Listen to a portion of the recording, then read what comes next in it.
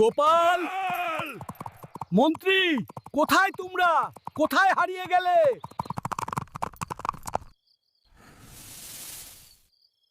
অদ্ভুত তো, একটু আগেই রোদের তেজ ছিল, হঠাৎ এত অন্ধকার কোত্থেকে এলো?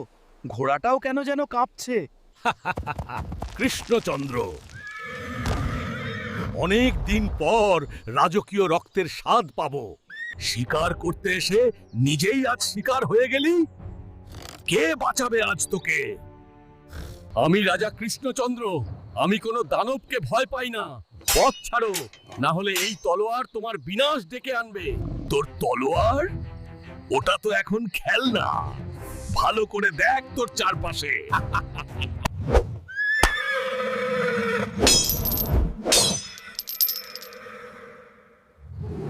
এ কি মায়া! আমি নড়তে পারছি না কেন? শয়তান, তুই কি চাস? আমি তোর রাজ্য চাই। আমি তোর প্রাসাদে যাব, তোর সিংহাসনে বসবো। তোর প্রিয় ঘোড়াগুলো আমার নাস্তা হবে, আর তোর প্রজারা হবে আমার ডিনার। তুই কিছুই করতে পারবি না। না, এটা হতে পারে না। গোপাল, মন্ত্রী, ওরা তোমাকে চিনে ফেলবে।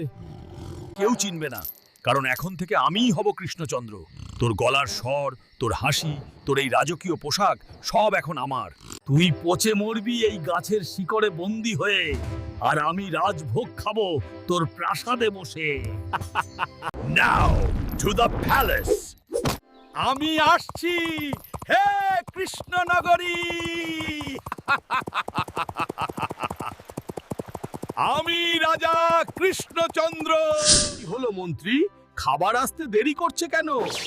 পেটের ভিতর তো আগুন জ্বলছে।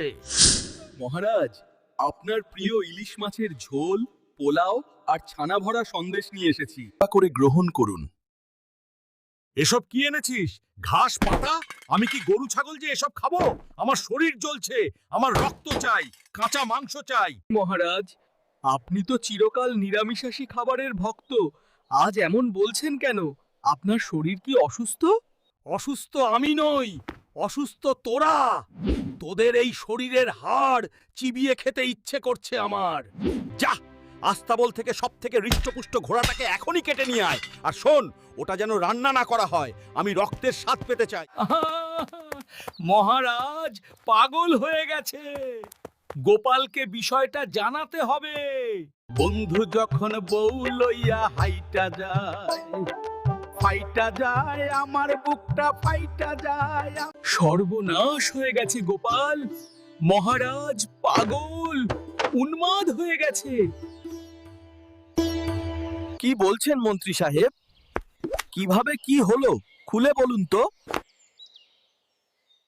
সুন্দর, এই তো চাই। তোর মাংসের গন্ধে আমার পেট চুই চুই করছে। রাজা কৃষ্ণচন্দ্রকে তো গাছের নিচে শুকিয়ে মারছি, এখন তার এই প্রিয় ঘোড়াটাকে আমি উদরস্থ করব।